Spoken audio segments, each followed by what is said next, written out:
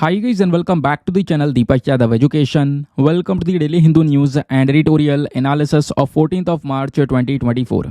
तो गाइज आज है तारीख 14 मार्च 2024 और है थर्सडे। देखेंगे आज के द हिंदू कंप्लीट न्यूज़पेपर को एनालाइज करेंगे। बट लेक्चर में आगे बढ़ने से पहले अगर आपको इस लेक्चर का पीडीएफ चाहिए तो क्या करना है, सबसे पहले डाउनलोड करना है टेलीग्राम, देन उसके बाद जाके सर्च बॉक्स में टाइप करना Deepak Yadav education UPSC. As you can see guys आपको ये वाला चैनल मिल जाएगा, उस पर क्लिक करना और जाकर इस चैनल को ज्वाइन कर लेना। यहाँ से आप डेली बेसिस पे इस लेक्चर के पीडीएफ को भी डाउनलोड कर पाओगे। नाउ हमेशा की तरह हम लोग अपने लेक्चर को एक मैप के क्वेश्चन के साथ स्टार्ट करेंगे। तो आज आप सभी को मैप में जाकर देखना है गल्फ ऑफ ओमान को कहाँ पर है एग्जैक्टली लोकेटेड, इसको अच्छे से मैप में देखना है। देन उसके बाद आकर नीचे कमेंट सेक्शन में टाइप करना, जिससे कि आप लोग इसको लंबे समय तक याद रख पाओगे। साथ ही साथ एक क्वेश्चन सॉल्व करेंगे जो कि यूपीएससी प्रीवियस ईयर साल 2022 के प्रीलिम्स में पूछा गया था। डेली बेसिस पे हम लोग यहाँ पर एक प्रीवियस ईयर क्वेश्चन को भी सॉल्व करते हैं। क्वेश्चन क्या बोलता है, जो बायोरॉक टेक्नोलॉजी है दोस्तों, हम इसकी बात करते हैं किस सिचुएशन को देखते हुए, ये आपने बताना है। Option number A, restoration of damaged coral reefs. जो कोरल रीफ्स होती हैं, खराब हो चुकी होती हैं, उनको रिस्टोर करने के लिए क्या ये टेक्नोलॉजी यूज़ की जाती है। या फिर option number B, development of building materials using plant residue. या option number C, identification of areas for exploration and extraction of shale gas. या option number D, providing salt licks for wild animals in forest and protected areas. तो इसका सही answer सभी को नीचे comment section में देना है। एटलीस्ट सभी को इसमें पार्टिसिपेट करना है, जैसे मैं आप लोगों से डेली बेसिस पे बोलता हूँ। बाय द वे, इसका जो करेक्ट आंसर है वो मैंने आपको टेलीग्राम पर प्रोवाइड करवा दिया है, वहां से भी आप इसको चेकआउट कर सकते हो। और अगर वहां पर आंसर नहीं मिलता है तो भी कोई परेशान होने की जरूरत नहीं है, क्योंकि वीडियो के लास्ट में इसके करेक्ट आंसर का डिस्कशन हम लोग करेंगे। तो चलो शुभ आरंभ करते हैं और चलते हैं सबसे पहले आज के थंबनेल वाले इंपॉर्टेंट आर्टिकल की तरफ। तो दोस्तों, इस न्यूज़ के बारे में कहीं ना कहीं आप लोगों ने कल पढ़ा तो ज़रूर होगा या न्यूज़ में देखा होगा, इसकी चर्चाएं बहुत हो रही हैं। तो हुआ क्या है, पूरा मैटर क्या चल रहा है, मैं आपको ये बताता हूँ। जो दोस्तों प्लेटफॉर्म है ट्विटर, वैसे अब वो एक्स के नाम से जाना जाता है। ट्विटर पर एक चीज़ ट्रेंड हो रही थी और वो ट्रेंड था व्हाट्स रॉन्ग विद इंडिया करके। अब दोस्तों व्हाट्स रॉन्ग विद इंडिया करके आप देख पाओगे ट्विटर पर ट्रेंड हो तो रहा था, और क्या हो रहा था, अलग अलग कंट्रीज, स्पेशली यहाँ पर जो वेस्टर्न कंट्रीज़ हैं, वो इस तरीके के ट्वीट का यूज़ कर रही थी। और उसमें इंडिया की जो सबसे बुरा सा बुरा यहाँ पर फोटो है, या इंडिया की जो जो कमियां हैं, उस चीज़ को यहाँ पर ये शेयर कर रही थी। देखो, सबसे पहली चीज़, ऐसा नहीं है कि किसी भी देश में कमी नहीं होती है। जो प्रॉब्लम्स हैं वो हर एक कंट्री के अंदर में होती हैं, सभी को पता है। लेकिन ये कंट्रीज़ क्या कर रही थी, वहाँ के जो लोग हैं वो इंडिया के यहाँ पर कुछ कह सकते हो कि इश्यूज़ जो हैं उसको यहाँ पर बार बार फोटोज़ के माध्यम से ट्रेंड करवा रहे थे। क्या लिखकर, व्हाट्स रॉन्ग विद इंडिया। अब जो ये वर्ड है ना, व्हाट्स रॉन्ग विद इंडिया, ये एक शेमफुल मैनर में दिखाया जा रहा था दोस्तों, इंडिया को और गिराया जा रहा था, और ऐसा होता चले आ रहा है। मैं आपको सबसे बड़ा एग्जाम्पल बताता हूँ। कुछ दिनों पहले आपको पता होगा ताइवान वाला जो इशू है, मैंने उसको पढ़ाया नहीं है, बट ताइवान से भी यहाँ पर इस प्रकार के कमेंट्स आए थे इंडिया को लेकर, ऐसे रेसिज्म कमेंट्स। तो इंडिया को लेकर दुनिया भर की कंट्रीज में इस तरीके की चीज़ें दिखाई जाती हैं, ठीक है।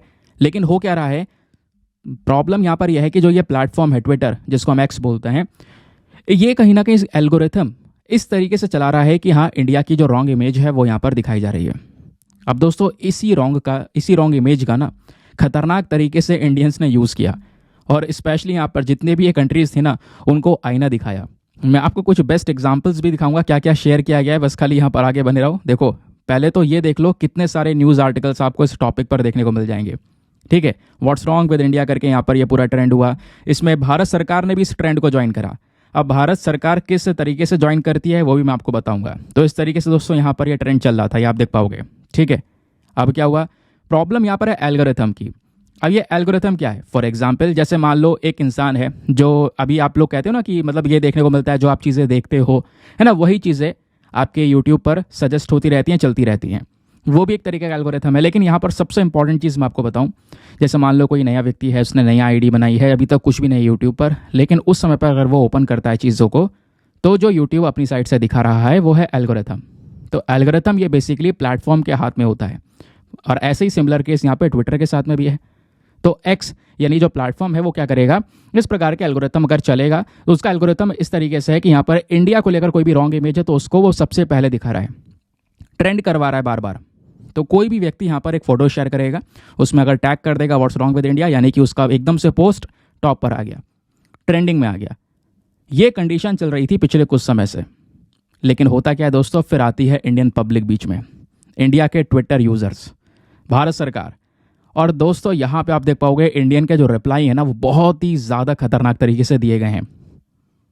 क्योंकि प्रॉब्लम ये भी है कि जब किसी और दूसरे कंट्री का इस प्रकार का ट्रेंड चलता है तो वो इतना देर तक नहीं टिक पाता या वो रहता नहीं है। तो इस तरीके से ये एल्गोरिथम काम कर रहा है। तो इंडिया की नेगेटिव इमेज को क्रिएट करने की काफ़ी बार कोशिश की जा रही है। ऑब्वियसली कई सारे रीजंस हो सकते हैं, ठीक है। रीजंस में आप देख पाओगे इंडिया काफ़ी तेज़ी से आगे ग्रो कर रहा है। जैसे यहाँ पर देख पाओगे जब ये ट्रेंड चल रहा था ना पूरा, तो इस ट्रेंड में यहाँ पे भारत सरकार का ट्वीट भी आया, वही लिखते हुए व्हाट्स रॉन्ग विद इंडिया। इन्होंने भी यहाँ पर ट्वीट कर दिया कि मतलब सारे के सारे जो कमेंट्स हैं वो पॉजिटिव्स हैं, कि इन्होंने यहाँ पर बोला कि इंडिया ने अपनी एक्सट्रीम पॉवर्टी खत्म कर दिया। हाल ही में इंटरनेशनल मॉनेटरी फंड का स्टेटमेंट है, इंडिया यहाँ पर पहला देश बन चुका है जो मून के साउथ पोल रीजन पर पहुँच चुका है। क्या हो रहा है इंडिया के साथ में, क्या ये चीज़ें हैं? तो मतलब ये पॉजिटिव वे में यहाँ पर भारत सरकार ने इन चीज़ों को दिखाया। अब क्या हुआ, लोग ना इस ट्रेंड को समझ गए, स्पेशली इंडियन यूजर्स, और उन्होंने इसी ट्रेंड का इस्तेमाल करके वेस्टर्न कंट्रीज़ के इमेजेस का इस्तेमाल करना शुरू किया। ठीक है, वो भी यहाँ पर ये ट्रेंड करवा रहे हैं व्हाट्स रॉन्ग विद इंडिया, लेकिन उसके नीचे जो इमेजेस हैं वो अमेरिका की, कनाडा की, इस प्रकार से जो इमेजेस दोस्तों वेस्टर्न कंट्रीज़ को वो शेयर की जा रही है कि आखिरकार वहाँ पे क्या हो रहा है, ताकि लोग उसको देखें कि हाँ ट्रेंड तो व्हाट्स रॉन्ग विद इंडिया है, लेकिन जब खोल के देखेंगे तो क्या ट्रेंड हो रहा है उसमें, वो चीज़ें असल में लोगों के पास में है। इस तरीके के यहाँ पर जो फोटोज़ है दोस्तों वो यहाँ पर शेयर किए गए। और कई ऐसे यहाँ पर कई सारे पॉजिटिव चीज़ें भी शेयर की गई हैं। जैसे यहाँ पर कोई है तो इन्होंने यहाँ पर बोला है व्हाट्स रॉन्ग विद इंडिया करके, है ना, रोड्स कैसी हैं, लेकिन यहाँ पे बहुत अच्छे अच्छे फोटोज़ यहाँ पे लगा रखे हैं। तो इस तरह का ट्रेंड चला, और इस तरह के फिर जो मीम है दोस्तों ये बनने शुरू हो गए। अब ये मीम क्या है, फॉर एग्जाम्पल ये आप देख पाओगे ट्विटर की जो टीम है ना, वो गलत एल्गोरिथम को यहाँ पर पुश कर रही थी, इंडिया की जो गलत इमेज है उसको यहाँ पर शेयर कर रही थी। जो ट्विटर का एल्गोरिथम है कहीं ना कहीं इंडिया को अपमान कर रहा था, अपमानित कर रहा था। लेकिन हुआ यहाँ पर क्या कि जब ये ट्विटर के ट्रेंड को इंडियन समझते हैं, वही यहाँ पर इस एल्गोरिथम को हैक कर देते हैं, और उसके बाद सिचुएशन जो है पूरी तरह से पलट जाती है। आई होप आपको इसके बारे में कई सारी चीज़ें क्लियर हुई हैं। काफ़ी दिनों से काफ़ी दिनों से कह रहा हूँ, कल तो इसकी बहुत ही चर्चा हुई है, परसों का बेसिकली ये पर्टिकुलर इशू है जिसकी वजह से इसके बारे में जो न्यूज़ कवरेज है वो बहुत ज़्यादा होने लगा। ठीक है, चलिए आगे आते हैं।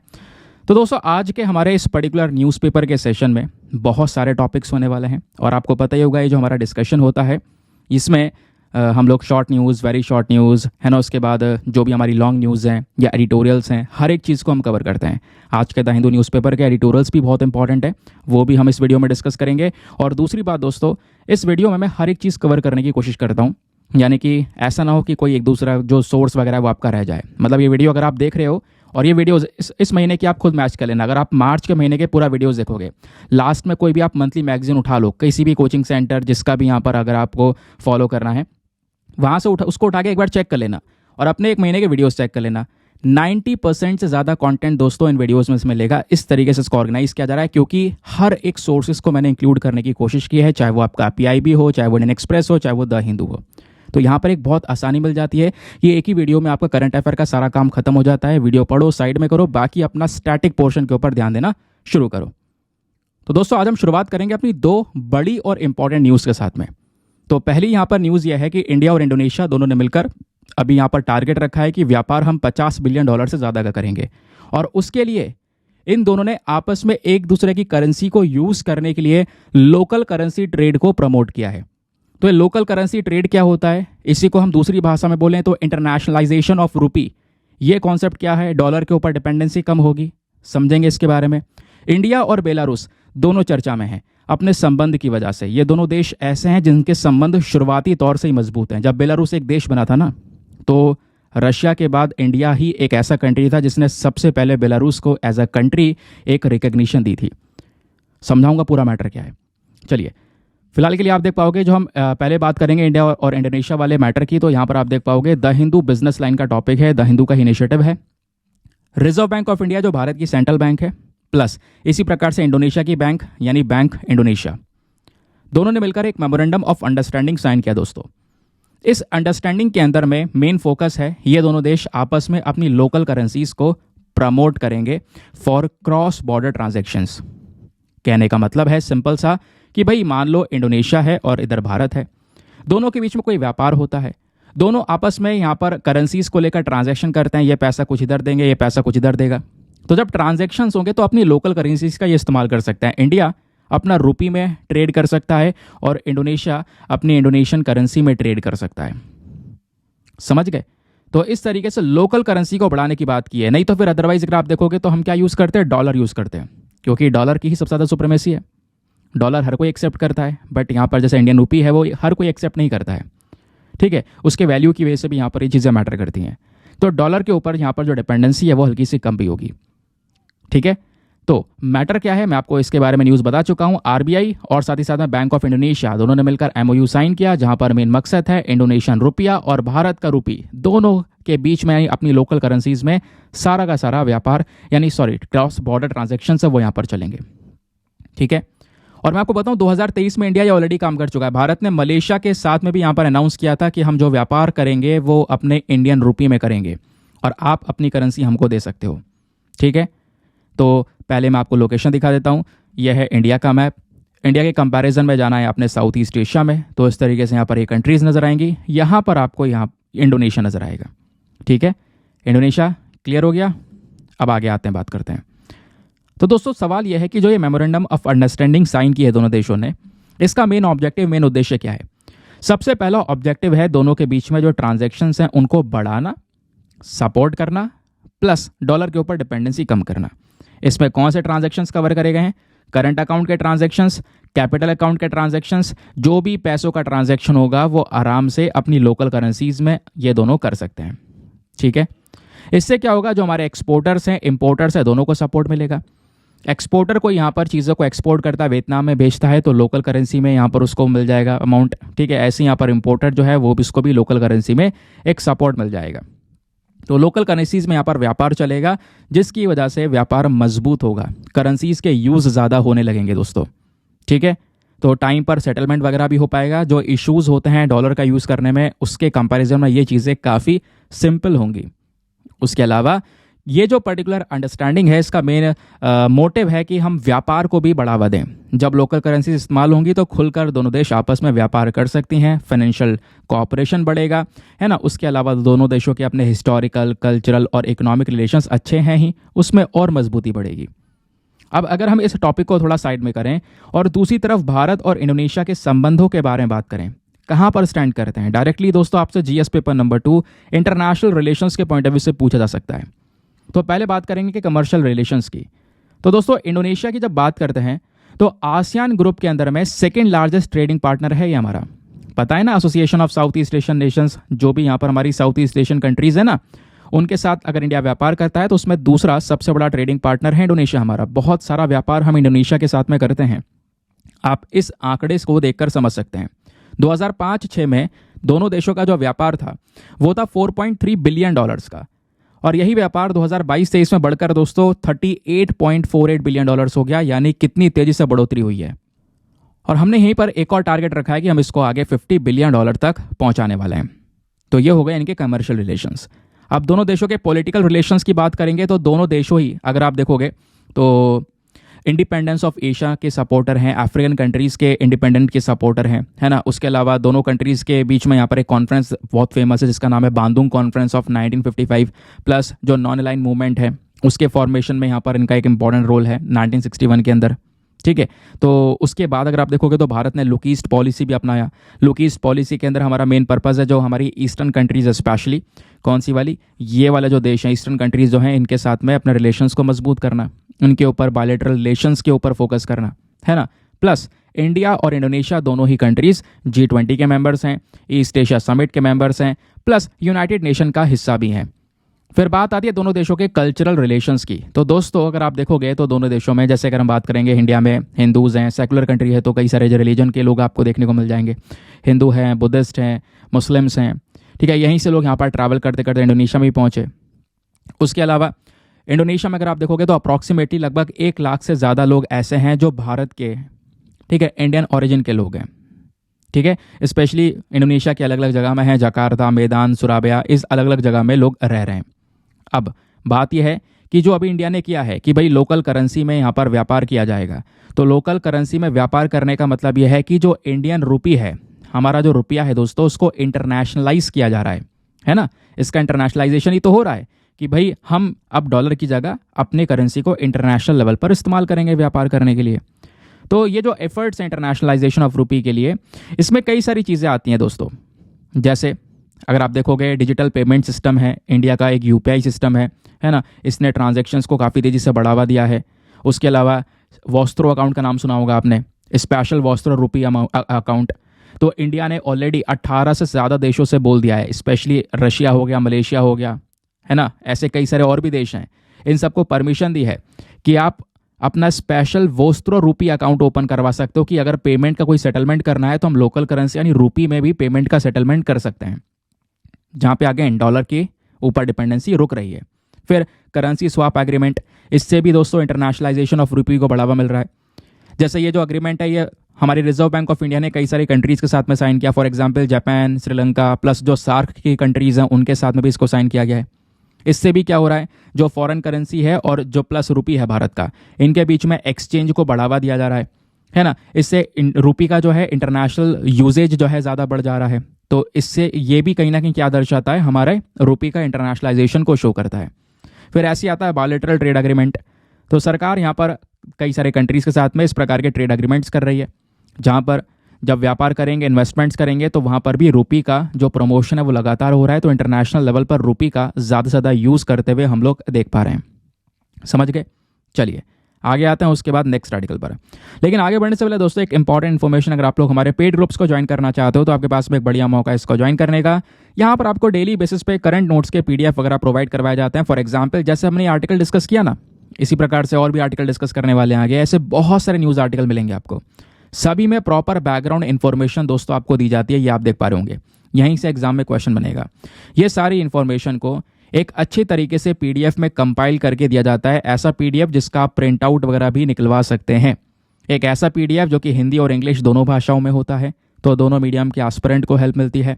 दूसरी बात, इस ग्रुप को ज्वाइन करने से सारा कंटेंट दोस्तों आपका सिक्योर हो जाता है, डेट वाइज पड़ा हुआ है।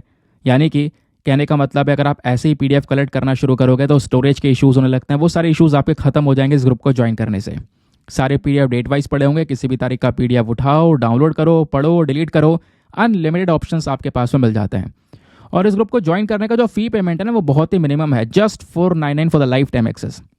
जब तक आपका सिलेक्शन ना हो जाए तब तक आप 499 में इस ग्रुप को ज्वाइन करके रख सकते हैं, ठीक है। और गारंटी है कुछ दिनों बाद आपका अमाउंट रिकवर हो जाएगा, लेकिन बेनिफिट्स आपको फिर भी मिलते रहेंगे। इस ग्रुप को ज्वाइन करने के लिए क्या करना है, व्हाट्सएप पर जाना। यहाँ पर आपको एक नंबर दिया गया है 8534873368। इस नंबर पर मैसेज कर देना कि हाँ I want to join this group. आपको वहाँ पर रिप्लाई मिलेगा, पेमेंट का प्रोसेस दिया जाएगा और पेमेंट के प्रोसेस से ज़्यादा इंपॉर्टेंट डेमो वीडियो का लिंक दिया जाएगा। आप पूरे डेमो वीडियो को चेक कर सकते हैं कि हाँ मुझे किस तरीके से फ़ायदे होंगे। अपने आप को सेटिस्फाई करने के बाद में जाकर ये अपना इन्वेस्टमेंट आप कर सकते हैं। बाकी दोस्तों मेक श्योर क्या करो, प्लीज़ एक छोटा सा रिक्वेस्ट आपसे रहता है, वीडियो पे लाइक का बटन उसको प्रेस कर दिया करो। 5000 लाइक्स का हमारा टारगेट रहता है, जिसको प्लीज़ आप अचीव करवा सकते हैं। चलिए आते हैं एक और टॉपिक पर, बहुत ही ज़्यादा important topic. Again GS paper number 2 international relations के पॉइंट ऑफ व्यू से इंपॉर्टेंट है। बात हो रही है बेलारूस और भारत के संबंध की। लेकिन क्यों बात हो रही है?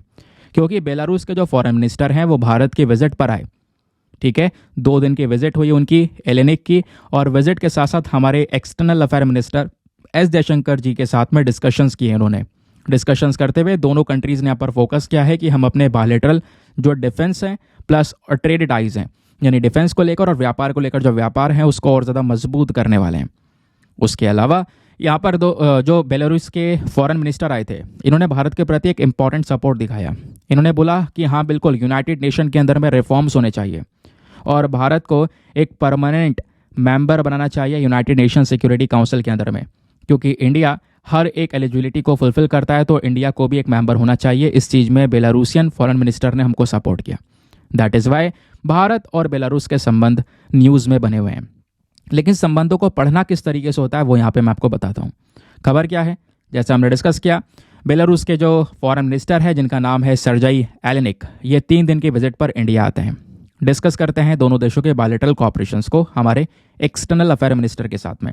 दोस्तों बेलारूस का अगर थोड़ा इतिहास देखते हैं तो बेलारूस को आज़ादी मिली थी 1991 में सोवियत यूनियन से। पता है ना आपको, जो ये रशिया है, ये रशिया जो है पहले पूरा का पूरा सोवियत यूनियन हुआ करता था। बड़ी बड़ी कंट्रीज भी यहाँ पर सोवियत यूनियन में आया करते थे, है ना। अब क्या हुआ, 1991 में दोस्तों ये सोवियत यूनियन टूट गया। टूटने के बाद में से इसमें से छोटे छोटे जो कंट्रीज हैं वो पूरी तरह से फैल गए चारों तरफ। और जब कंट्रीज़ यहाँ पर टूट के अलग अलग देश बन गए तो इसी में से एक देश बनता है बेलारूस। और बेलारूस आज भी रशिया का बहुत ही ज़्यादा बड़ा सपोर्टर है, ध्यान रखिएगा। कितना बड़ा सपोर्टर? लगभग यूक्रेन में जब अटैक करना था तो मतलब ये समझ सकते हो रशिया जो है बेलारूस की बॉर्डर का यूज़ कर सकता था। प्लस इंडिया के कंपैरिजन में बेलारूस कहाँ पर है ये मैंने आपको दिखाई दिया है। अब थोड़ा बात करते हैं बेलारूस के फिजिकल लोकेशन के बारे में। कहाँ पर सिचुएटेड है? ईस्टर्न यूरोप में। एक लैंडलॉक कंट्री है, यानी चारों तरफ इसके देश ही देश हैं। इसका बॉर्डर एक रशिया से लगता है, स्पेशली नॉर्थ ईस्टर्न रीजन में, जैसे ये बेलारूस है तो ऊपर से यहाँ पर रशिया से इसका बॉर्डर लगता है। उसके अलावा साउथ में यूक्रेन है और वेस्ट में पोलैंड है। उसके अलावा नॉर्थ वेस्ट में लिथुएनिया एंड लातविया है। ठीक है, यहाँ पर नीचे यूक्रेन हो गया, इधर लातविया लिथुएनिया हो गया। ये कंट्रीज़ आपको देखने को मिल जाती हैं इसके चारों तरफ। आगे आते हैं, बेलारूस की कैपिटल क्या है? अच्छा ये देखो, Lithuania, Latvia, Russia, Poland and Ukraine, ये इसकी बाउंड्रिंग कंट्रीज हो गई। क्वेश्चंस आपसे बन सकते हैं। इसकी कैपिटल है मिन्स्क, ध्यान रखिएगा। लैंग्वेज की बात करते हैं तो यहाँ पर बेलारूसियन बोली जाती है और बेलारूसियन यहाँ की ऑफिशियल भाषा है। 24% के आसपास लोग बोलते हैं, बाकी रशियन ही बोलते हैं ज़्यादातर, क्योंकि ऑब्वियसली कहीं ना कहीं इतिहास देखोगे तो रशिया का ही हिस्सा था ये। बाकी रिवर की बात करेंगे तो यहाँ पर एक इंपॉर्टेंट नदी बहती है जिसका नाम है नाइपर। नाइपर रिवर बेसिन आपको यहाँ पर देखने को मिलेगा। उसके अलावा मुखावेत, ठीक है, मुखावेत आपको ये भी एक ट्रिब्यूटरी देखने को मिलती है बग नदी की। तो ये दो नदियाँ हैं जिसका ध्यान में रख सकते हैं। बाकी भारत और बेलारूस के थोड़े संबंध के बारे में और डिटेल में चलते हैं। तो दोस्तों इंडिया, मैं आपको बताऊं कि पहला देश था जब बेलारूस टूटकर बना ना एक दूसरा देश, तो इसको एक एज अ इंडिपेंडेंट नेशन की पहचान दी। भारत पहला देश था जिसने इसको एक्सेप्ट किया। सोवियत यूनियन के बाद में ऑब्वियस सी बात है रशिया तो था ही, उसके अलावा इंडिया दूसरा कंट्री। बाकी दोनों देशों के मल्टीलैटरल कॉपरेशन को अगर आप ध्यान से देखते हो तो यूनाइटेड नेशन सिक्योरिटी काउंसिल में या न्यूक्लियर सप्लायर ग्रुप में, ठीक है, ये जो है बेलारूस वो इंडिया को सपोर्ट करता है।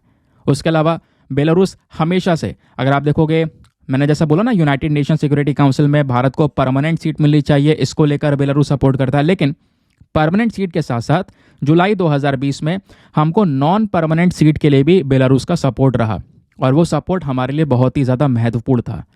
इंडिया लगातार सपोर्ट करता है बेलारूस को कि बेलारूस को हम नॉन अलाइन मूवमेंट में ऐड करें, प्लस बेलारूस का पार्टिसिपेशन इंटर पार्लियामेंट्री यूनियन के अंदर भी हो। बाकी दोनों देशों के पार्टनरशिप को अगर आप देखोगे तो दोनों ही कंट्रीज़, अगर इनका पार्टनरशिप फॉरेन ऑफिस कंसल्टेंट्स के बीच में इंटर गवर्नमेंटल कमीशंस हैं, जॉइंट कॉपरेशन ऑन और मिलिट्री टेक्निकल कॉपरेशंस भी आपको दोनों देशों के बीच में देखने को मिल जाते हैं। फिर आता है दोनों देशों के बीच का व्यापार, ट्रेड। तो 2022 में अगर आप बायलैटरल ट्रेड देखोगे दोस्तों, 223.77 मिलियन यूएस डॉलर्स का व्यापार हुआ था। तो बेलारूस भारत के लिए ना एक थोड़ा सा इंपॉर्टेंट मायने में देखने को मिलता है, स्पेशली ट्रेड के पर्सपेक्टिव से। क्यों? क्योंकि भारत अगर आप देखोगे तो एग्रीकल्चर के मामले में एक सबसे बड़ा देश है। एग्रीकल्चर सबसे ज़्यादा अभी भी चलता है ना, आधे से ज़्यादा एम्प्लॉयमेंट दोस्तों एग्रीकल्चर में है। अब खेती बाड़ी जब की जाती है तो फसलों को ग्रोथ के लिए उनकी फर्टिलाइजर यानी खाद का इस्तेमाल करते हैं और खाद अलग अलग प्रकार के हैं। तो बेलारूस हमारे लिए सबसे बड़ा सोर्स है पोटाश का। ध्यान रखिएगा, पोटाश भी एक फर्टिलाइजर है जो कि हम बेलारूस से ही मंगाते हैं। बाकी इंडियन डायस्पोरा की बात करेंगे तो बेलारूस एक छोटा सा कंट्री है, रशिया के जस्ट बगल में है, तो ज़्यादा कोई यहाँ पर लोग हैं नहीं इंडिया से, बट फिर भी यहाँ पर अप्रॉक्सीमेटली 85 नेशनल्स हैं, प्लस 476 स्टूडेंट्स हैं, बच्चे स्पेशली जो जाते हैं वो मेडिकल यूनिवर्सिटीज़ की पढ़ाई के लिए जाते हैं। बेलारूसियन मेडिकल यूनिवर्सिटी में वो आज के समय पर पढ़ रहे हैं। ठीक है, तो ऐसे काफ़ी सारे स्टूडेंट्स हैं, जैसे यूक्रेन में जाते हैं मेडिकल की पढ़ाई करने के लिए, रशिया में जाते हैं, ठीक है, बेलारूस में जाते हैं, वहाँ पे थोड़ा सा सस्ता हो जाता है। आगे आते हैं नाउ नेक्स्ट, एक और इंपॉर्टेंट आर्टिकल हमारे एग्जाम के लिए, स्पेशली प्रीलिम्स के अंदर में दोस्तों डायरेक्टली आपसे प्रश्न बन सकते हैं। द हिंदू अखबार में छपा हुआ आर्टिकल है, ऑस्कर्स 2024। हर साल ऑस्कर दिए जाते हैं और इस बार 2024 में ऑस्कर अवार्ड्स घोषित कर दिए गए हैं। तो इस बार जो विनर्स की लिस्ट है वो क्या है मैं आपको बताऊंगा, क्योंकि ये टॉपिक दोस्तों आपका वनडे एग्जामिनेशन के लिए इंपॉर्टेंट तो है ही, लेकिन वनडे एग्जामिनेशन से ज़्यादा इंपॉर्टेंट प्रीलिम्स के लिए होगा। और दोनों ही पेपर्स में क्वेश्चन किस तरीके से आएगा वो मैं आपको बताने वाला हूँ। ठीक है, इसको ध्यान रखिएगा। तो दोस्तों ये जो अकेडमी अवार्ड है या ऑस्कर अवार्ड है 2024 का, ये आपकी बार 96वां है, ध्यान रखिएगा, 96वां अकेडमी अवार्ड्स है। कहाँ पे हुआ? ये होता है लॉस एंजल्स कैलिफोर्निया के अंदर में। इसके ऑर्गेनाइजर कौन था? तो इस अवार्ड को ऑर्गेनाइज करने वाली जो बॉडी थी वो थी academy of motion picture arts and sciences. ठीक है, अब बात यह है कि जो पर्टिकुलर ये बॉडी है इसको एस्टेब्लिश किया गया था 1927 में। स्टार्टिंग में ओरिजिनली अगर आप देखोगे तो इस बॉडी में टोटल 36 मेंबर्स थे, जिसमें राइटर्स, डायरेक्टर, प्रोड्यूसर जो सब मिलकर यहाँ पर डिस्कस करते थे भैया किस व्यक्ति को ये अवार्ड देना चाहिए। अब ऑस्कर अवार्ड पता है दोस्तों आपको, इस तरीके से यहाँ पर ये नजर आता है। सबसे इंपॉर्टेंट 2024 की विनर लिस्ट कौन सी है, ज़रा ये डिस्कस कर लेते हैं। तो 2024 में बेस्ट पिक्चर का जो ऑस्कर मिला है वो ओपनहाइमर को मिला है। ठीक है, लास्ट ईयर तहलका मचाया था पिक्चर ने। फिर बेस्ट एक्टर का अवार्ड मिला है सिलियन मर्फी को, अगेन ओपनहाइमर में यही वो आपको एक्टर देखने को मिलेंगे, तो इनको मिला यहाँ पर ये अवार्ड। बेस्ट एक्ट्रेस का अवार्ड मिला है एमा स्टोन को पुअर थिंग्स के लिए। बेस्ट डायरेक्टर का अवार्ड मिला है क्रिस्टोफर नोलन को, अगेन ओपनहाइमर के लिए। Best supporting actor Robert Downey junior को मिला है, अगेन ओपनहाइमर के लिए। तो ये जो टॉपिक यहाँ पे, ये वाला जो स्लाइड है, ये वनडे एग्जामिनेशन के लिए है, जो आपके यहाँ पर एक दिन वाला एग्जाम होता है उसके लिए है। बाकी ये जो पीछे का बैकग्राउंड है यूपीएससी के लिए। जैसे कि यहाँ पर ये जो अवार्ड है इसको ऑर्गेनाइज कौन करता है, तो ऑर्गेनाइज करने वाली body academy of motion picture art and science है। कई बार लोग भूल जाएंगे बट क्वेश्चन यहाँ से बन सकता है। अब दोस्तों जो ऑस्कर में स्टैचू दिया जाता है ना, उसमें भी बदलाव होता नजर आया। जैसे 2016 से पहले जो स्टैचू हुआ करता था उसके अंदर में यहाँ पर 10 एंटीमोनी और कॉपर का इस्तेमाल किया जाता था और बाहर से 24 कैरेट गोल्ड हुआ करता था। लेकिन 2016 के बाद से यहाँ पर अगर आप देखोगे कुछ चेंजेस हुए इस स्टैट्यूट के अंदर में। और वो चेंजेस क्या हुए, इसका जो इंटीरियर यानी अंदर से कॉपर, टिन और कुछ और मेटल्स का यहाँ पर यूज़ किया गया है और बाहर से यहाँ पर 24 कैरेट गोल्ड यहाँ पर लगाया गया है। ठीक है, इस तरीके कुछ चेंजेस इस अवार्ड में होते हुए नजर आए। चलिए आगे आते हैं एक और इम्पॉर्टेंट टॉपिक के ऊपर। जीएस पेपर नंबर 2 हमारे पॉलिटी के पॉइंट ऑफ व्यू से रेलिवेंट टॉपिक है। इंडियन एक्सप्रेस ने इसको पब्लिश किया हुआ है। कुछ पॉलिटिक्स को डिकोड किया जा रहा है और चर्चा में आ चुका है भोजशाला।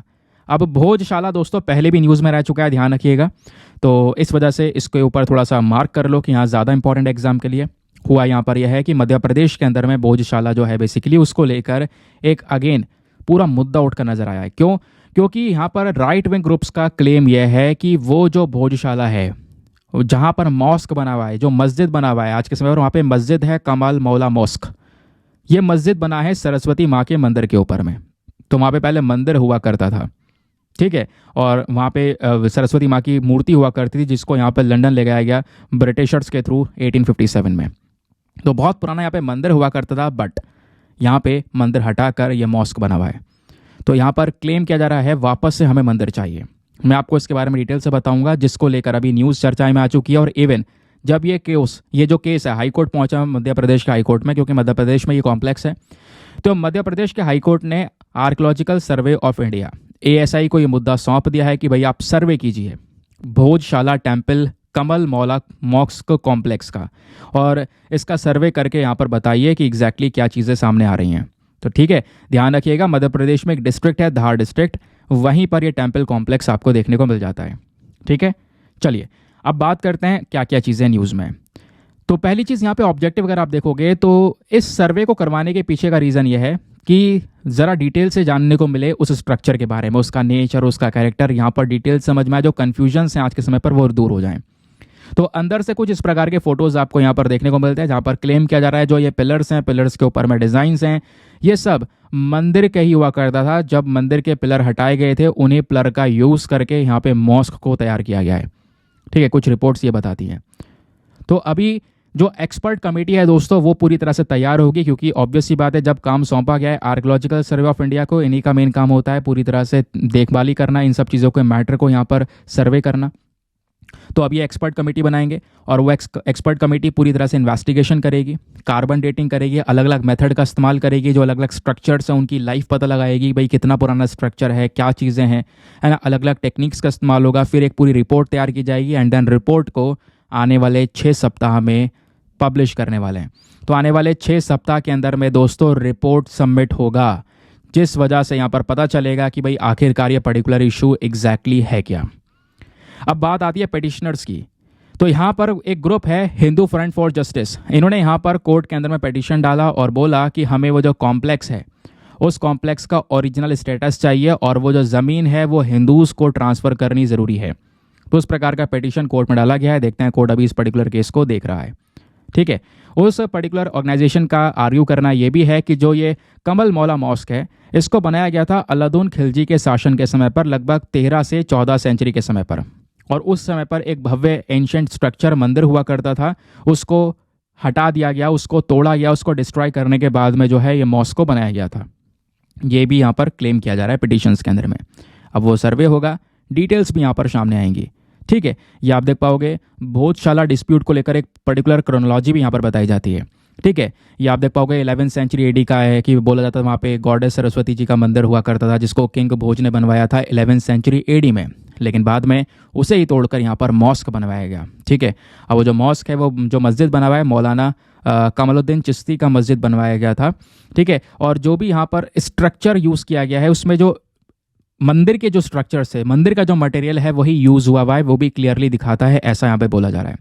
फिर बात हुआ कि एक बार तो मामला काफ़ी बिगड़ गया था, जैसे 1992 में बाबरी मस्जिद का जब ये इशू हुआ था, बाबरी मस्जिद को डिमोलिश किया गया था, तो उसी के बेसिस पर यहाँ पर बोला जा रहा था सेकेंड अयोध्या वाला केस मध्य प्रदेश के धार में होने वाला था 1996 में, बट उसके बाद सिचुएशन थोड़ी सी रोकी गई और जो फॉर्मर कलेक्टर थे आर सुब्रमण्यम साहब, इन्होंने ऑर्डर दिया कि जो ये स्ट्रक्चर है इसको ओपन किया जाएगा हिंदूज़ के लिए भी।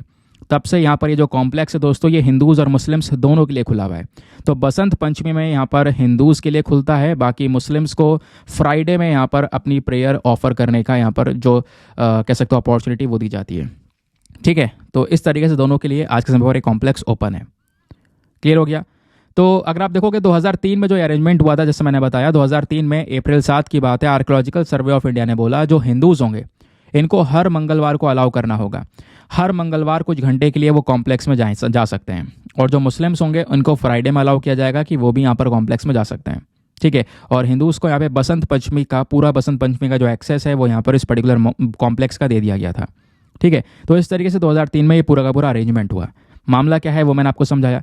तो कंट्रोवर्सी को इस तरीके से रोका हुआ है अभी तक, बट अब जो है कोर्ट में पिटिशंस वगैरह फाइल की जा रही हैं और बोला जा रहा है कि जो ये पर्टिकुलर लैंड है पूरा वो यहाँ पर ट्रांसफ़र करना चाहिए हिंदूज़ को, क्योंकि यहाँ पर पूरी कॉम्प्लेक्स में एक मंदिर हुआ करता था, भोजशाला टेम्पल। ठीक है, अब यहाँ पर इसके बारे में बात क्लियर हुई।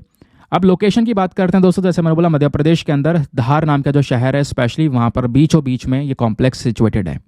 किसके थ्रू बनवाया गया था ये भी हमने डिस्कस कर लिया। किंग भोज ने बनवाया था वो मंदिर 11वीं सेंचुरी एडी में। बाद में कैसे कैसे यहाँ पर इसको अपडेट इसमें होते रहेगा ये मैंने आपको बताया। दिल्ली सल्तनत की बात थी, यानी जो मालवा थे वो दिल्ली सल्तनत के अंडर में आते हैं, स्पेशली 14वीं सेंचुरी में, और बाद में ये जो मॉस्क है वो यहाँ पर तैयार करवाते हैं, और इसी टेम्पल का मलबा, इसी टेम्पल के जो स्ट्रक्चर्स हैं, इसी टेम्पल के जो पिलर्स हैं, उन्हीं का यूज़ करके मॉस्क तैयार किया जाता है। ठीक है, आर्किटेक्चर देखोगे तो यहाँ पे मैंने आपको बताया वही पिलर का जो डिज़ाइन है वो 11वीं और 12वीं सेंचुरी में जो मंदिर हुआ करते थे वही डिज़ाइन यहाँ पर अभी के समय पर लगा हुआ है इन मस्जिद के अंदर में। खैर आगे अभी कुछ रिपोर्ट्स आएंगी, सर्वे होगा, उसके बाद ही सारा का सारा जो डेटा है वो हमको यहाँ पे पता चलेगा। अब जो भोजशाला ये क्या हुआ करता था, भोजशाला बेसिकली दोस्तों हज़ारों बच्चों के लिए, स्कॉलर्स के लिए एक घर हुआ करता था वो। ठीक है, जो कि मेन सेंटर था एजुकेशन का, जैसे नालंदा महाविहार है ना, उसी प्रकार का यहाँ पर एक एजुकेशन सेंटर वो माना जाता था। तो उसके बारे में भी यहाँ पर कुछ इन्फॉर्मेशन ये दी गई है। आगे आते हैं। उसके अलावा दोस्तों यहाँ पर आप देख पाओगे कुछ और इतिहास बताया गया है, जैसे कि यहाँ पर अच्छा वही सेम है जो अभी हम डिस्कस कर रहे थे। फिर बात है स्टाइल ऑफ कंस्ट्रक्शन, ये भी हम डिस्कस कर ही चुके हैं। हाँ, सबसे इंपॉर्टेंट चीज़ इंस्क्रिप्शन। तो दोस्तों यहाँ पे बोला जा रहा है इस कॉम्प्लेक्स के अंदर में कई सारे स्टोन, कई सारे यहाँ पर ऐसे पत्थर हैं जहाँ पर संस्कृत और साथ ही साथ में प्राकृत इंस्क्रिप्शंस भी हैं। संस्कृत में यहाँ पर काफ़ी सारी चीज़ें लिखी हुई हैं, वॉल्स के ऊपर में, फ्लोर के ऊपर में, जो संस्कृत में लिखते हैं ना उस प्रकार के श्लोक वगैरह लिखे हुए हैं। संस्कृत ग्रामर रूल्स के बारे में यहाँ पर मैंशन है। ठीक है, तो इस प्रकार के डायग्राम्स वगैरह भी आपको देखने को मिल जाएंगे। भोजशाला के अंदर में जो पेडेस्टल है वहाँ पर संस्कृत में कई सारी चीज़ें लिखी हुई हैं। स्टैचूज के बारे में यहाँ पर मेंशन किया गया है, तो बहुत सारी चीज़ें यहाँ पर आपको नज़र आती हैं। ठीक है, इंस्क्रिप्शंस के फॉर्म में। क्लियर हो गया। तो ये था पर्टिकुलर आर्टिकल जो कि न्यूज़ में था। प्लेसेस ध्यान रखिएगा, तो एग्जामिनेशन के अंदर में प्लेसेस कई बार पूछ ली जाती हैं, तो हो सकता है ये जो मामला है आने वाले समय पर और चर्चाओं में आए, क्योंकि 6 सप्ताह के अंदर रिपोर्ट देनी है। जब रिपोर्ट आएगी तो वापस से न्यूज़ में आ जाएगा, तब जब आर्टिकल आएगा तो मैं वापस आपको रेफर करूँगा कि ये वाली वीडियो जाकर देख सकते हो आप। ठीक है, तो इसलिए अच्छे से ध्यान से सुन लीजिएगा। चलिए आते हैं उसके बाद नेक्स्ट और एक और आर्टिकल पर। यह आर्टिकल भी हमारा जीएस पेपर नंबर 1 ज्योग्राफी के पॉइंट ऑफ व्यू से इंपॉर्टेंट है। बात हो रही है प्रधानमंत्री नरेंद्र मोदी जी ने हमारे देश का तीसरा लैंड पोर्ट यहाँ पर ओपन किया है त्रिपुरा के अंदर में। ठीक है, अब जो ये लैंड पोर्ट ओपन किया गया दोस्तों, ये कुछ और इंपॉर्टेंट प्रोजेक्ट्स के साथ में ओपन किया गया है। तो स्पेशली यहाँ पर त्रिपुरा के अंदर में ये तीसरा है। वैसे कई सारे और भी लैंड पोर्ट हैं। लैंड पोर्ट होते क्या है वो भी मैं आपको बताऊँगा। तो ये जो लैंड पोर्ट है कौन सा, इसका नाम क्या है, ध्यान रखिएगा, सबरूम लैंड पोर्ट। सबरूम जो है त्रिपुरा के अंदर में ही साउथ में एक पर्टिकुलर जगह है, वहीं पर ये लैंड पोर्ट को पूरी तरह से ओपन किया गया, उद्घाटन किया गया है। क्लियर। बाकी कुछ और मिशंस भी यहाँ पर इंप्लीमेंट किए गए हैं सेफ ड्रिंकिंग वाटर के लिए, हेल्थ केयर के लिए, तो वो भी हम अभी बात करेंगे। तो सबरूम लैंड पोर्ट क्या है जरा जानते हैं। तो हाल ही में प्रधानमंत्री नरेंद्र मोदी जी सबरूम लैंड पोर्ट का उद्घाटन करते हैं त्रिपुरा में। त्रिपुरा जो कि आपको पता है हमारा एक नॉर्थ ईस्ट इंडियन स्टेट है। फॉर एग्जांपल ये आपको मैप देखने को मिलेगा, ये हमारे नॉर्थ ईस्ट इंडिया का मैप है ना, ये आप देख पा रहे होंगे। ये अपना सिक्किम हो गया, ऊपर अरुणाचल प्रदेश हो गया, और यहीं पर आपको त्रिपुरा देखने को मिल जाता है। नीचे आपको बांग्लादेश नज़र आएगा, ठीक है, ये मैं आपको ड्रॉ कर देता हूँ, ये हमारा पूरा बांग्लादेश हो गया, ये चित्तगोंग पोर्ट हो गया, ठीक है। ऊपर आप देख पाओगे त्रिपुरा में यहीं चित्तगोंग पोर्ट के पास में जस्ट ऊपर आपको ये सबरूम लैंड देखने को मिलेगा, सबरूम लैंड पोर्ट देखने को मिलेगा। अब ये जो लैंड पोर्ट है दोस्तों, एक तरीके का इस प्रकार का बंदरगाह जैसा होता है ना, वैसा बनाया गया है। अब ये लैंड पोर्ट सीधा बांग्लादेश के चित्तगोंग पोर्ट से जुड़ा हुआ है, ठीक है, यहाँ पे वो पोर्ट है। अब वो बंदरगाह बांग्लादेश के इस वाले बंदरगाह से जुड़ा हुआ है, जिससे हमें इंटरनेशनल कनेक्टिविटी मिल सकती है। लैंड पोर्ट तो बेसिकली ज़मीन पे बनाया गया है, समुद्र के किनारे नहीं है, ध्यान रखिएगा। अब बात यह है कि इससे सपोर्ट मिलेगा कार्गो को, यानी कि सामान के मूवमेंट को लेकर, जो हमारे पैसेंजर्स हैं उनके मूवमेंट में सपोर्ट मिलेगा, प्लस जो सामान है उसको इंडिया से बांग्लादेश में हम यहाँ पर ट्रेड कर पाएंगे आसानी से, ठीक है। उसके अलावा जो हमारे गुड्स हैं, पैसेंजर्स हैं, उनका मूवमेंट काफ़ी आसान हो जाएगा। नई अपॉर्चुनिटीज़ यहाँ पर ओपन होंगी नॉर्थ ईस्टर्न स्टेट्स के लिए। क्लियर। अब सवाल यह है कि सर ये लैंड पोर्ट्स होते क्या, ज़रा ये डिस्कस कर लेते हैं। तो लैंड पोर्ट्स दोस्तों यहाँ पर वो एरियाज़ होते हैं जो इंटरनेशनल बॉर्डर्स पर होते हैं, ठीक है। इंटरनेशनल बॉर्डर जहाँ पे नेशनल हाईवे निकल रहा हो, स्टेट हाईवे निकल रहा हो, वहाँ पर यहाँ पर इन पोर्ट को बनाया जाता है, ठीक है। जहाँ पर पास में ही चेक पोस्ट हो जाए, कुछ और फैसिलिटीज़ हों जहाँ से पैसेंजर्स को ट्रांसपोर्टेशन किया जाता है, गुड्स यानी सामान का ट्रांसपोर्टेशन किया जाता है बॉर्डर पर, जस्ट बॉर्डर पर ही दोस्तों इस प्रकार के पोर्ट्स होते हैं ये। तो ऐसे यहाँ पर जो पोर्ट्स हैं हमारे पास में, वो 11 लैंड पोर्ट्स आपको देखने को मिलते हैं भारत में। और वो 11 कौन कौन से हैं? एक है अतरी, देन अगरतला, देन दौकी, फिर उसके बाद में आता है यहाँ पर पेट्रापोल, रक्सौल, फिर रुपाईदिया, फिर है जोगबनी, मोरह, सुतारकंदी, देन उसके बाद श्रीमंतापुर, देन यहाँ पर आपको देखने को मिलेगा पीटीबी जो कि डेरा बाबा नानक में। तो इस तरीके से दोस्तों यहाँ पर कुछ इंपॉर्टेंट 11 लैंड पोर्ट्स हैं, ध्यान रखिएगा। इससे व्यापार में सपोर्ट मिलता है। तो इंडिया बांग्लादेश के बीच का जो व्यापार है, पैसेंजर्स का मूवमेंट है, वो और स्मूथ यहाँ पर हो पाएगा। हालांकि बीच में चेक पोस्ट वगैरह भी आपको नजर आएंगे। समझ गए? चलिए आगे आते हैं उसके बाद में एक और इंपॉर्टेंट आर्टिकल पर। ये आर्टिकल भी जीएस पेपर नंबर 2 हेल्थ के पॉइंट ऑफ व्यू से बहुत रेलिवेंट है। इंडियन एक्सप्रेस ने पब्लिश किया हुआ है। केरला के अंदर में दोस्तों एक पर्टिकुलर बीमारी फैल रही है जिसके बारे में चर्चाएं बहुत ज़्यादा हो गई हैं। इवन आप गूगल पर जाकर केवल सर्च कर दोगे ना मम्स केरला लिख दोगे, आपको ऐसे हज़ारों आर्टिकल मिल जाएंगे। इवन इंटरनेशनल लेवल पर भी चर्चा हो रही है। तो केरला में दोस्तों एक नई बीमारी यहाँ पर आउटब्रेक हो चुकी है और 190 केसेस एक दिन में नजर आए हैं। कौन सी बीमारी है? मम्स। स्पेशली बच्चों को बुरी तरह से इम्पैक्ट करती है। इससे दिमाग में सूजन, सुनने में कमी, स्पेशली यहाँ पर जो टेस्टिस होते हैं उसके अंदर इन्फ्लेमेशन होने लगता है मेल्स में, एडल्ट मेल्स में। तो दोस्तों एक प्रॉब्लम है जो 72 से 72 हो सकती है। मैं आपको इसके बारे में बताता हूँ। तो केरला आज के समय पर मम्स केसेस से लड़ने में लगा हुआ है। एक वायरल इन्फेक्शन है जो कि मेन इसका कारण बना हुआ है। स्पेशली केरला के अंदर में जो मल्लापुरम डिस्ट्रिक्ट है, यहाँ पर ज़्यादा बुरा हाल है। उसके अलावा कुछ और केरला के नदर्न पार्ट्स में भी ये केसेस फैले हुए हैं, ठीक है। तो अराउंड यहाँ पर 11,466 केसेस आपको देखने को मिल जाएंगे इस साल। बाकी जो ये केरला का मल्लापुरम डिस्ट्रिक्ट है दोस्तों, ये एक डेंसली पॉपुलेटेड एरिया है। यहाँ पर सबसे ज़्यादा आबादी है, जिसकी वजह से ये जो बीमारी है इसके फैलने के जो चांस हैं या रिस्क है वो भी बढ़ जाता है।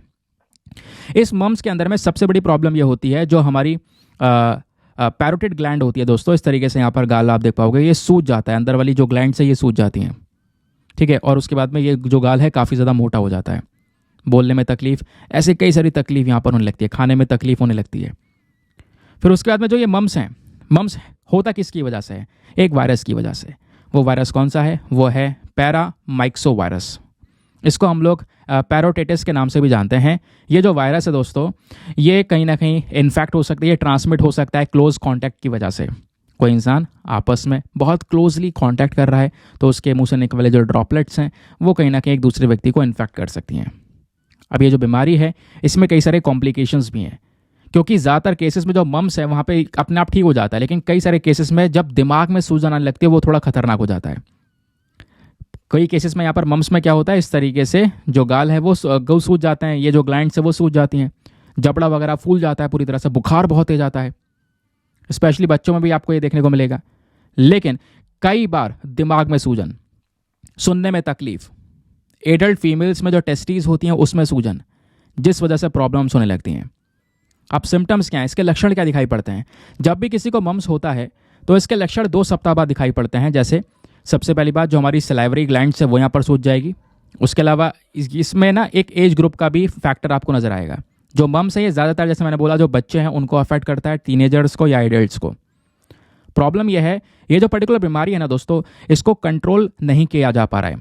रीज़न यह है कि यहाँ पर बहुत सारे चैलेंजेस आपको देखने को मिल जाते हैं, बहुत सारी समस्याएं हैं। पहला, वैक्सीन में हेजिटेंसी करना। केरला में कई सारे लोग ऐसे हैं, स्पेशली मलप्पुरम में, जहाँ पर सबसे ज़्यादा बीमारी है कि वो वैक्सीन को नहीं ले रहे हैं, वैक्सीन को लेने में हिचकिचा रहे हैं। क्यों? वैक्सीन को लेकर एक मिस इन्फॉर्मेशन, गलत इन्फॉर्मेशन फैला रखी है, जिस वजह से लोग डर रहे हैं वैक्सीन को लेने से। दूसरी सबसे बड़ी प्रॉब्लम या चुनौती है वो है हाई कॉन्टेगियन, यानी मम्स जो है ये तेज़ी से फैल जाता है। भाई एक नॉर्मल व्यक्ति है, नॉर्मल बच्चा है, उसके ड्रॉपलेट से स्कूल वगैरह जा रहा है तो उसमें फैल सकता है, घर में फैल सकता है। तो इसको रोकने की काफ़ी ज़्यादा ज़रूरत है। प्लस ये जो प्रॉब्लम है एक साइलेंट कैरियर भी है। कई जो इन्फेक्टेड पीपल हैं, मतलब खतरनाक पता है क्या है, कई बार एक इंसान को मम्प हो जाएगा, लेकिन कह सकते हो कि उसमें कोई लक्षण नज़र नहीं आएगा। ठीक, अब लक्षण नज़र नहीं आएगा तो कहीं ना कहीं वो फैलाता चले जाएगा, आगे पता नहीं चलेगा। तो इसको रोकना काफ़ी मुश्किल हो जाता है। तो जो सबसे बड़ी प्रॉब्लम यहाँ पे आती है वो है केरला का हेल्थ केयर सिस्टम। ये भी कहीं ना कहीं स्ट्रगल कर रहा है। यहाँ पर proper health care resources, hospital beds, medical supplies plus और ट्रेन पर्सनल की ज़रूरत है, तभी जाकर चीज़ें इफेक्टिवली हो पाएंगी। ठीक है, बात क्लियर हो गया। तो ये भी न्यूज़ हमारी हो गई समाप्त। चलिए एक और न्यूज़ पर आते हैं।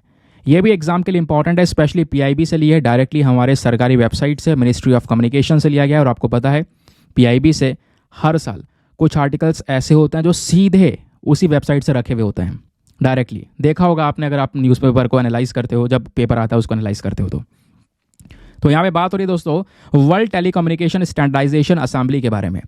तो ये क्या है असेंबली 2024? इसकी शुरुआत होने वाली है दोस्तों, एक बहुत बड़ी मीटिंग यहाँ पर होगी जिसके बारे में डिस्कशन हो रहा है। स्पेशली वो टेलीकम्युनिकेशन, दूरसंचार को लेकर यहाँ पे बात होने वाली है। तो यहीं पर ना हमारे पास में एक बॉडी आती है ITU, that is international telecommunication union. इसका भी एक इंपॉर्टेंट रोल होने वाला है। अब जो ये ITU है ये हमारी यूनाइटेड नेशन की ही एक स्पेशल एजेंसी है। इस ITU को फाउंड किया गया था, वैसे बहुत पुरानी है, तो एक ओल्डेस्ट एजेंसी के तौर पर देखने को मिलती है। जब से टेलीग्राफ आया था 1865 में, उसके बाद यहाँ पर इस बॉडी को रेडी किया गया। अब इस बॉडी में लगभग 193 मेंबर्स हैं और 1000 से ज़्यादा कंपनीज़ हैं, ठीक है, जो कि यहाँ पर काम करती हैं। यूनिवर्सिटीज़ हैं, इंटरनेशनल और ऑर्गेनाइजेशन है, रीजनल ऑर्गेनाइजेशन है, जो कि सब मिलकर काम करते हैं। ठीक है, हेडक्वार्टर की बात करेंगे तो इस इंटरनेशनल टेलीकम्युनिकेशन यूनियन का हेडक्वार्टर है जेनेवा के अंदर, स्विट्जरलैंड में। ये कुछ रिपोर्ट्स पब्लिक करते हैं, जैसे ग्लोबल साइबर सिक्योरिटी इंडेक्स। ये इंडेक्स भी दोस्तों ITU के थ्रू रिलीज़ किया जाता है, ध्यान रखिएगा। फिर इनके काम की बात करेंगे तो ये कुछ इंटरनेशनल कनेक्टिविटी प्रोवाइड करवाते हैं कम्युनिकेशन नेटवर्क्स में, स्पेशली, है ना, जो ग्लोबल रेडियो स्पेक्ट्रम है वो एलोकेट करते हैं। और कह सकते हो जो हमारी डिजिटल टेक्नोलॉजीज़ है उसको यहाँ पर इंप्रूव करने के ऊपर मेन फोकस होता है। तो भारत जो है इस बार इसी इंटरनेशनल टेलीकम्युनिकेशन यूनियन का होस्ट बना हुआ है, ध्यान रखिएगा, वेरी वेरी इंपॉर्टेंट। तो इंडिया दुनिया के टेलीकॉम स्टैंडर्डाइजेशन असेंबली 2024 को होस्ट करेगा न्यू दिल्ली में, और 15 अक्टूबर से 24 अक्टूबर तक ये पूरा इवेंट चलेगा।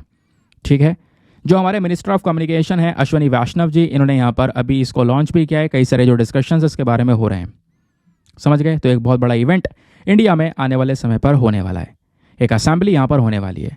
नाम होगा वर्ल्ड टेलीकम्युनिकेशन स्टैंडर्डाइजेशन असेंबली। ठीक है, उसके अलावा हर 4 साल में असेंबली होती है, 2000 से हर 4 साल में होती है। तो यहाँ पर भी आपको देखने को मिल जाएगा, इस बार हो रही है, इंडिया इसको होस्ट करेगा। इसका इंपॉर्टेंस ये होगा दुनिया में जो टेलीकम्युनिकेशन टेक्नोलॉजी से दोस्तों कम्युनिकेशन जिसकी वजह से हो रहा है उसको अच्छी तरीके से शेप करना। ठीक है, चलिए आगे आते हैं। उसके अलावा कुछ चीज़ और देख सकते हो, जो ये हमारा पूरा असेंबली चलेगा 2024 का अक्टूबर में। इस असेंबली में कुछ और मीटिंग्स भी होंगे, कुछ और कॉन्फ्रेंसेस, कुछ और एक्टिविटीज़, कुछ और इवेंट्स भी क्रिएट किए जाएंगे। जैसे ITU कलाइडोस्कोप कॉन्फ्रेंस होगा, ITU एग्जीबिशंस होंगे, network of women, AI for good, इस तरह के कई सारे कॉन्फ्रेंसेस, कई सारी एक्टिविटीज़, कई सारे इवेंट्स भी यहाँ पर होने वाले हैं। वो खैर समय के साथ में बताया जाएगा, क्योंकि अभी ये केवल भविष्यवाणी है कि यहाँ होने वाला है। होगा जब सारी चीज़ें हो जाएंगी तो ऑब्वियस सी बात है, फिर से चर्चाएं होंगी, तब आपको और डिटेल से एक्सप्लेन किया जाएगा, सिंपल सी बात है। चलिए एक और आर्टिकल, ये आर्टिकल जो हमारा GS paper number 3 defence security के पॉइंट ऑफ व्यू से इंपॉर्टेंट है। यहाँ पर बात हो रही है INS तुशिल के बारे में। ये इंडियन नेवल शिप तुशिल है क्या, ध्यान रखिएगा, बहुत बहुत इंपॉर्टेंट है, इस पर भी मार्क कर लेना अगर मार्क करना चाहो तो इंडिया का एक इंपॉर्टेंट नेवल एसेट है जो कि रशिया ने तैयार किया है। आप कह सकते हो रशिया सीक्रेटली इंडिया की मदद कर रहा है। तो रशिया ने यहाँ पर हमारे लिए एक जहाज़ तैयार कर लिया है। रशिया से हम ले रहे हैं दोस्तों ये वाला जहाज़, ध्यान रखिएगा, ठीक है। और ये जो INS तोशिल है ये एक प्रोजेक्ट के तहत डेवलप किया गया है, जिस प्रोजेक्ट का नाम है project 11356M। Very very important. तो इसी प्रोजेक्ट के तहत ये हमारा पहला क्रेवेक 3 फ्रीगेट है। फ्रीगेट मतलब एक लड़ाकू जहाज़ है जिसपे कई सारे हथियार आपको देखने को मिलेंगे। तो वो अभी फाइनली तैयार कर लिया है, इंडिया का एक सबसे नया सबसे लेटेस्ट नेवल एसेट। तो दोस्तों यहाँ पे प्रोजेक्ट कौन सा है, 11356M, ज़रूर इसके बारे में ध्यान रखिएगा, इंपॉर्टेंट है। तो इंडिया ने अक्टूबर 2016 में एक इंटर गवर्नमेंटल एग्रीमेंट किया था रशिया के साथ में, और इस एग्रीमेंट के तहत हमने टारगेट रखा था कि हम कुछ इस प्रकार के जो फ्रीगेट्स यानी लड़ाकू जहाज़ हैं इसको परचेज़ करेंगे, ठीक है। तो रशिया और इंडिया के बीच में इस तरीके की पार्टनरशिप यहाँ पर होती है। और अभी तो पहला ही जहाज़ आया है हमारे पास में, INS तोशिल। वैसे रशिया हमको 2 प्रकार के इस प्रकार के जो फ्रीगेट्स वो सप्लाई करेगा, ध्यान रखिएगा, 2 फ्रीगेट्स रशिया हमको सप्लाई करेगा। अभी जो जहाज़ है ना INS तोशिल, इसका सी ट्रायल वगैरह शुरू हुआ है, ठीक है। बाकी जो रशिया है ये 2 जहाज़ जो फ्रीगेट देगा इसमें से एक तो हो गया INS तोशिल और दूसरा जो होगा वो होगा INS तमाला। क्लियर। जो दूसरा वाला होगा उसके मतलब अभी इसके अलावा भी कुछ हो सकते हैं जिसको यहाँ पर इंडिया में कंस्ट्रक्ट किया जाएगा। फिर तलवार क्लास फ्रीगेट्स भी आपको देखने को मिलेंगे, यानी प्रोजेक्ट 11356 जो है, या इसमें जो हम लोग इस तरीके के जहाज़ को तैयार कर रहे हैं, जहाज़ ले रहे हैं रशिया से, वो स्टेल्थ फ्रीगेट जहाज़ आपको देखने को मिलेंगे। ऐसे जहाज़ जो रडार की पकड़ में भी ना आए। इन जहाज़ों का जो कंस्ट्रक्शन है वो इंडियन नेवी के रिक्वायरमेंट के बेसिस पर किया गया है। भारत की नेवी को, हमारी नौसेना को जैसी ज़रूरत है उसके हिसाब से हमने यहाँ पर इन जहाज़ों को तैयार किया है। ये जहाज़ जैसे मैंने बोला स्टेल्थ टेक्नोलॉजी के साथ में आता है, रडार की पकड़ में नहीं आएंगे। प्लस ये जो जहाज़ हैं इनको पूरी तरह से यहाँ पर कह सकते हो हथियारों से लेस किया गया है। यानी इसमें अगर आप देखोगे तो सरफेस टू सरफेस मिसाइल है, सोनार सिस्टम है, सर्विलांस रडार आपको देखने को मिलेगा, कम्युनिकेशन सूट्स आपको नजर आएंगे, एंटी सबमरीन वॉरफेयर सिस्टम है, दुश्मन की पनडुब्बी को खत्म करना है तो वो वाले सिस्टम्स भी हैं। उसके अलावा Russian surface to air missiles हैं, गन माउंट्स वगैरह भी आपको इस जहाज़ पर नजर आते हैं। ये जो फ्रिगेट है इसको पूरी तरह से जंग के लिए यहाँ पर तैयार किया गया है। कहीं पर जंग होती है तो उस वॉरफेयर में आराम से इसका यूज़ कर सकते हैं। इस पूरे जहाज़ का जो वेट है, जो डिस्प्लेसमेंट वेट है, जो टोटल वेट है वो लगभग 3620 टन्स का है। इसकी जो लेंथ है वो 124.8 मीटर्स के आसपास की है। इसकी फुल स्पीड 30 नॉट्स के आसपास है। बाकी यहाँ पर आप देख पाओगे कुछ जो रेंज है इसकी वो यहाँ पर 4850 माइल्स के आसपास की रेंज नज़र आती है। ठीक है, तो ये जहाज़ के बारे में क्लियर हो गया। क्वेश्चन बन सकता है आपसे, हाल ही में INS तोशिल चर्चा में था या ये प्रोजेक्ट चर्चा में था, ये क्या है। चलिए एक और टॉपिक, यहाँ पे बात हो रही है ब्यूरो ऑफ इंडियन स्टैंडर्ड्स के बारे में। Again very important topic. सरकार ने हाल ही में एक स्कीम स्टार्ट की है इस ब्यूरो ऑफ स्टैंडर्ड के माध्यम से, जिसका मेन पर्पज़ है जो हमारे देश में ब्यूरो ऑफ स्टैंडर्ड के लैबोरेटरी नेटवर्क हैं उनको अपग्रेड करना है, उनके अंदर में कुछ चीज़ें नई नई ऐड करनी है। तो सवाल यह है कि ये ब्यूरो ऑफ इंडियन स्टैंडर्ड क्या है। तो ये दोस्तों एक नेशनल स्टैंडर्ड बॉडी है इंडिया की, जिसको BIS एक्ट 2016 के तहत तैयार किया गया है। ठीक है, अब दोस्तों यहाँ पर ये जो पर्टिकुलर बॉडी है ना, इसका मेन काम क्या है, जो भी मार्केट के अंदर में सामान है, स्पेशली जो कंज्यूमर्स कंज्यूम कर रहे हैं, उसका एक स्टैंडर्ड सेट करना, उसको लेकर एक क्वालिटी सर्टिफिकेशन देने का काम करना। ठीक है, तो ये BIS, आपने देखा होगा कई बार जो सोना है, सोना किसी को गलत ना मिले इसलिए सोने के ऊपर हॉलमार्क आने लगा है। उस हॉलमार्क में यहाँ पर ये BIS का साइन भी होता है, पता होगा आपको। तो जो BIS है, ये जो पर्टिकुलर बॉडी है ब्यूरो ऑफ इंडियन स्टैंडर्ड्स, जो कि एक क्वालिटी वाले प्रोडक्ट को इंश्योर करने का काम करता है। ये BIS कौन से मंत्रालय के अंडर में काम करता है, इसका नाम है ministry of consumer affairs, food and public distribution. इसके तहत ये काम करता है। और एक बात और है, जो ये BIS है ये यहाँ पर अगर आप देखोगे तो सेफ और रिलायबल क्वालिटी गुड्स प्रोवाइड करवाने के ऊपर विश्वास रखता है कि भाई कोई ऐसा गुड हो जिसकी क्वालिटी यहाँ पर इंप्रूव रहे। ऑब्वियस सी बात है, किसी कंज्यूमर को कोई नुकसान ना हो। इस वजह से एक्सपोर्ट्स, इंपोर्ट्स, इनको यहाँ पे प्रमोट करने का भी काम करता है। ये अलग अलग वैराइटीज़ को आगे फैलाने का काम करता है। प्लस सर्टिफिकेशन प्रोवाइड करवाना, टेस्टिंग करना, वो भी यहाँ पे काम इनकी लैबोरेटरीज में होता है। ठीक है, तो ये जो पर्टिकुलर बॉडी है ना, ये ऑपरेट करती है प्रोडक्ट सर्टिफिकेशन स्कीम को। इसका मतलब यह है कि कई सारे प्रोडक्ट ऐसे हैं जिसके लिए यहाँ पर ये लाइसेंस वगैरह देते हैं मैन्युफैक्चरर को।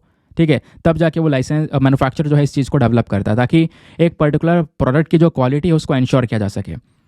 अब सर्टिफिकेशन किस किस चीज़ के लिए दिया जाता है, तो अगर आप देखोगे कंपलसरी सर्टिफिकेशन कई सारे प्रोडक्ट्स के लिए BIS देता है। फॉर एग्जांपल मिल्क पाउडर जो होता है उसको बनाने के लिए, ये आप देख पाओगे टैग नज़र आता है। एक्सरे वाली मशीन्स हो गई, गैस सिलेंडर हो गए, जो कि डायरेक्टली एक इंसान की हेल्थ को या सेफ्टी को अफेक्ट कर सकता है, तो उसकी क्वालिटी से कभी कॉम्प्रोमाइज़ ना हो, उसी के लिए क्वालिटी सर्टिफिकेशन या उसका स्टैंडर्ड सेट करने के लिए BIS है। दूसरे केसेस में भी आप देख पाओगे कई सारी चीज़ें हैं जिसमें BIS काम करता है। फॉर एग्जांपल जैसे मैंने बोला गोल्ड के अंदर भी आपको देखने को मिलेगा BIS का एक लोगो नज़र आता है। BIS में एक बहुत बड़ा स्टाफ है, इंजीनियर्स का, साइंटिस्ट का, स्टैटिस्टिशियंस आपको देखने को मिलेंगे, है ना। इनकी लैबोरेटरीज हैं कई सारी जो कि काम करती हैं, उसी में से अभी यहाँ पर लैबोरेटरीज़ की भी बात कर ही रहता मैं एज अ न्यूज़ में, ठीक है। उसके अलावा और भी कई सारी फैसिलिटीज़ यहाँ पर नज़र आती हैं। कई सारे लैबोरेटरीज गाइडलाइंस मैंशनड हैं, जिन गाइडलाइंस को इंटरनेशनल ऑर्गेनाइजेशन ऑफ स्टैंडर्डाइजेशन ने तैयार किया हुआ है, उन गाइडलाइंस को यहाँ पर ये फॉलो करते हुए काम चलते हैं। क्लियर। चलिए अब उसके बाद में एक और टॉपिक आता है यहाँ पर, एक केमिकल चर्चा है जिसका नाम है, यहाँ पर आप देख पा रहे होंगे केमिकल का नाम है इस केमिकल का नाम है पर एंड पॉलीफ्लोरोएल्काइल सब्सटेंसेस, ठीक है। तो एक फॉरएवर केमिकल है, जरा डिस्कस करेंगे इंपॉर्टेंट से, तो एग्जाम के लिए इंपॉर्टेंट है, स्पेशली साइंस एंड टेक के पॉइंट ऑफ व्यू से भी इसको लिंक कर सकते हो। हुआ क्या, जो MIT केमिस्ट हैं उन्होंने एक सेंसर बना लिया है, और वो सेंसर क्या करेगा, इस प्रकार के केमिकल की क्वांटिटी को चेक करेगा। छोटी से छोटी क्वांटिटी भी अगर किसी सामान में मिली हुई है, मान लो फूड पैकेजिंग में खाना पैक होता है, उसमें नॉन स्टिक कुकवेयर होता है, नॉन स्टिक पैन वगैरह आपको नजर आएंगे, कुछ और दूसरे कंज्यूमर प्रोडक्ट्स होते हैं, उसमें ना कई बार इन केमिकल्स का इस्तेमाल हो रहा होता है। तो इस केमिकल की छोटी से छोटी क्वांटिटी को भी दोस्तों यहाँ पर जो केमिस्ट है इन्होंने एक कह सकते हो सेंसर तैयार किया है, वो इस केमिकल का पता लगाएगा कि हाँ इसमें एक केमिकल प्रेजेंट है, जो कि एक अच्छी चीज़ होगी। अगेन कंज्यूमर्स की सेफ्टी की बात होगी। लेकिन दूसरी तरफ ये केमिकल है क्या जिसको लेकर ये सेंसर रेडी किया गया है, तो दोस्तों ये जो केमिकल है ये एक ह्यूमन मेड केमिकल आपको देखने को मिलेगा जिसको रेडी किया गया है, जिसका यूज़ यहाँ पे अलग अलग इंडस्ट्री में या प्लस जो कमर्शियल यूज़ में भी आपको देखने को मिलता है ना। इंडस्ट्रीज़ में यहाँ पर इसका यूज़ किया जाता है इस केमिकल का। सबसे पहली बार जो ये केमिकल है 1940s में इस्तेमाल किया गया था ना। आज के समय पर इसके हंड्रेड्स ऑफ प्रोडक्ट्स नजर आएंगे। प्रॉपर्टीज़ की बात करेंगे तो ये जो कंपाउंड्स होते हैं ना दोस्तों, ऐसे कंपाउंड्स को हम फॉरएवर केमिकल बोलते हैं। क्यों? क्योंकि नेचुरली कभी ये केमिकल खराब नहीं होते, ब्रेक डाउन नहीं होते, आपस में टूटते नहीं। तो इस तरीके के केमिकल काफ़ी खतरनाक होते हैं। उसी प्रकार का ये भी एक केमिकल है जिसकी भी हम बात कर रहे हैं। इन केमिकल की अपनी प्रॉपर्टीज़ होती है, इनके अंदर में केमिकल स्टेबिलिटी ज़्यादा होती है, गर्मी वगैरह से खराब नहीं होते ये, है ना, वाटर से ख़राब नहीं होते। तो ऐसी कई सारी कैपेबिलिटीज़ इसमें होती है केमिकल्स में, यानी बहुत खतरनाक। यूज़ कहाँ पे हो रहा है? काफ़ी सारी जगह पर, जैसे जो वाटर रेजिस्टेंट फैब्रिक्स होते हैं, कई सारे कपड़े होते हैं जिस पे पानी का कोई असर ना हो, उन वाली चीज़ों में, कारपेटिंग क्लीनिंग प्रोडक्ट्स के अंदर में, पेंट्स में, है ना, फायर फाइटिंग फोम्स में, हर एक जगह पर इन प्रकार के केमिकल का यूज़ हो रहा है। लेकिन इसका इम्पैक्ट बहुत बुरा पड़ सकता है, क्योंकि जो ये PFAS केमिकल आपको देखने को मिलेगा दोस्तों, इसकी वजह से हमारी जो हवा है, पानी है, मिट्टी है, वो बहुत ज़्यादा दूषित होती चली जाएगी, वो कॉन्टेमिनेट होती चली जाएगी। और जो ये PFA है ये केवल यहाँ पर हवा, पानी, मिट्टी को ही दूषित नहीं करेगा, उसके साथ साथ हेल्थ के लिए भी काफ़ी बड़ा रिस्क माना जाता है। एक इंसान जब इसके कांटेक्ट में ज़्यादा से ज़्यादा आएगा तो इससे उसका जो फर्टिलिटी है, यानी बच्चे पैदा करने की क्षमता है, जो नंबर है वो यहाँ पर डिक्रीज़ हो जाएगा। उसके अलावा बच्चे के अंदर डेवलपमेंटल इफेक्ट्स के ऊपर असर पड़ेगा, ग्रोथ यहाँ पर उसकी नहीं हो पाएगी, बॉडी हार्मोन्स के साथ में कुछ बदलाव हो जाएंगे, कोलेस्ट्रॉल लेवल बढ़ना शुरू हो जाएगा, प्लस कई बार कैंसर के चांसेस भी बढ़ते हुए नजर आएंगे। तो ये एक बहुत बड़ी प्रॉब्लम के तौर पर आप इस पर्टिकुलर इशू को देख सकते हो। ठीक है, चलो आते हैं नेक्स्ट आर्टिकल पर। आई होप दोस्तों आपको इसके बारे में एक बढ़िया तरीके से क्लैरिटी मिल चुकी है। अब यहीं पर ना पता है यार, 2 आर्टिकल्स और एडिटोरियल्स भी हैं यहाँ पर, ये आप देख पाओगे, मैंने न्यूज़पेपर के एडिटोरियल लगा रखे हैं। मैं आप इन चीज़ों को मैं कल एक्सप्लेन करूँगा यार, मुझे कुछ अर्जेंट इश्यूज़ हो चुके हैं, कुछ काम आ रहा है ना, तो इस चक्कर में मुझे यहाँ पर वीडियो को रोकना पड़ेगा, वरना 2-3 आर्टिकल और हैं यार, इसको भी कवर करना था। 3 आर्टिकल और रह गए है ना, इसको कवर करना है, मैं कल वाले वीडियो में मिला दूंगा। ठीक है, तो आप उसके लिए परेशान ना होना, कल वाले वीडियो में हम इसको मर्ज करके अच्छे से डिस्कस कर लेंगे। छूटेगा कुछ नहीं, क्योंकि हमारे ये PPT में प्रेजेंट है। ठीक है, इन टॉपिक्स को डिस्कस करेंगे। एक एडिटोरियल रिसर्च एंड डेवलपमेंट को लेकर, ये भी हमारे द हिंदू के आज के अखबार में है, ये आप देख पाओगे। दूसरा वाली भी आज के द हिंदू का अखबार में है, दोनों डिस्कस करेंगे। तो प्लीज़ सपोर्ट कीजिएगा और थोड़ा सा यहाँ पर इसमें कॉपरेट कीजिएगा। मैं कल ये डिस्कस कर लूँगा, आज जो इतना कंटेंट है आप उसको पढ़ो, उसके नोट्स वगैरह बनाओ, जो भी करना है ना। तो आज के लिए फिर भी यहाँ पर बहुत है। ठीक है, नाउ मिलते हैं आपसे अगले वीडियो में। आज के लिए बाय बाय। अच्छा एक सेकंड रुको, मैं आपको प्रीलिम्स वाला क्वेश्चन बता देता हूँ। क्वेश्चन है बायोरॉक टेक्नोलॉजी के मामले में। तो ये जो पर्टिकुलर चीज़ है या ये जो टेक्नोलॉजी है, इसकी बात करते हैं हम कौन सी सिचुएशन को फॉलो करते हुए, तो इसका सही उत्तर ऑप्शन नंबर है। कोरल रीफ्स में जो डैमेज होते हैं उसको रिस्टोर करने के लिए इस प्रकार की टेक्नोलॉजी का यूज़ किया जाता है। ठीक है, चलिए मिलते हैं आपसे अगले वीडियो में। आज के लिए bye bye, have a nice day, thank you and जय हिंद। दोस्तों एक अर्जेंट काम था जिस वजह से यहाँ पर जाना पड़ रहा है, ठीक है, कुछ इंपॉर्टेंट कॉल वगैरह है। क्लियर हो गया? चलिए मिलते हैं आपसे, बाय बाय।